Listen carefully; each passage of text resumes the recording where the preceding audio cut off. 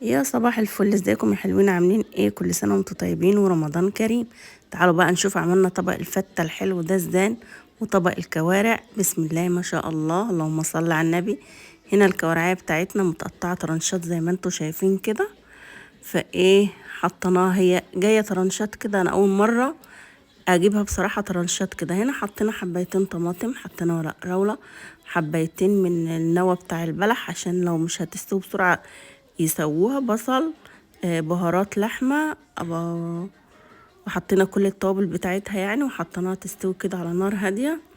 هنا عملنا حتة لحمة هنعملها كده، المفروض ان احنا كنا هنشويها، بس هي بصراحة ما اتشوتش، طلعت ايه بالصلصة، بس كانت حلوة او لذيذة والله.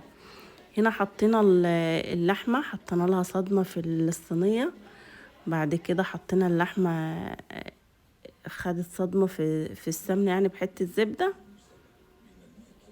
زي ما انتوا شايفين كده. احنا كنا ناويين نشويها، بس ايه، بصراحة هي طلعت بالصلصة، بس كانت لذيذة اوي والله، يعني لو شفت طريقتها فهي هتعجبك يعني. تمام كده، بنقلب فيها على اساس ايه، تاخد الصدمة بتاعتها. حطيناها على كذا مرة يعني في الصينية، اديناها صدمة.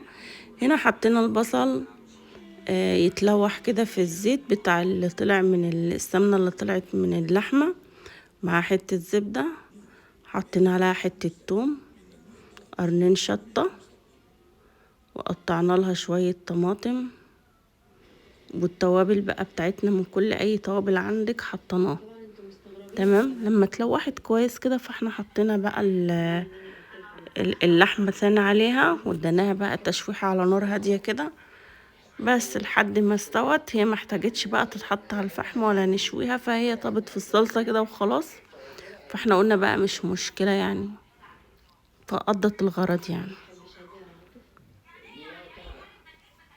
هنا اللحمة خلاص خدت سوا حلوة كده، فركناها على جنب. هنا بقى ايه، حمرنا العيش عشان نعمل طبق فتة حلو كده يستاهل بقكم. تمام، حمرنا العيش يعني على مرتين. اه والله كانت لذيذة. هنا بعد ما خلصنا العيش حطينا التومة بتاعتنا في الزيت يعني مكان العيش، حمرناها وحطينا شوية خل، وبعدين حطينا شوية صلصة طماطم، وشوية فلفل اسود، علشان نعمل الطشة يعني بتاعت الفتة. وبعد ما خلصناهم خالص